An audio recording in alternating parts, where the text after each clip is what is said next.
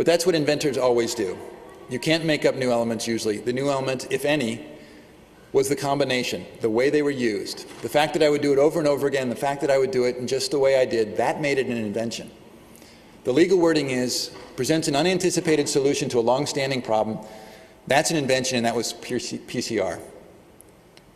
So again, I don't want to take away from these people's brilliance, but I want to recognize that what they were brilliant at doing was recognizing how ideas they had seen before in another context could be brought forward.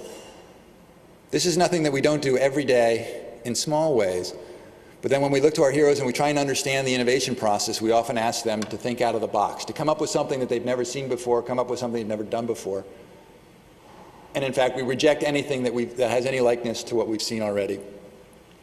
Now, full disclosure, I used to work at Apple, as Lisa mentioned, and so I've been refusing to buy Microsoft stock ever since the mid-1980s, to my ignorance, of course.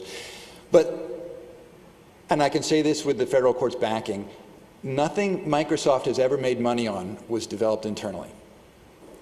Now, in 100 years, who will be the Thomas Edison of the personal computer revolution? You go back and you look at the covers of Fortune and Time and Newsweek, who was the uber geek that made it all happen? So, if we look at what happened in Microsoft and their rise to fame, MS-DOS was their first big break. They bought the exclusive rights from that, already written, from the Seattle Computer Company for $75,000 the day after they licensed it to IBM as MS-DOS. Microsoft Word came virtually intact, along with its developer from Xerox PARC.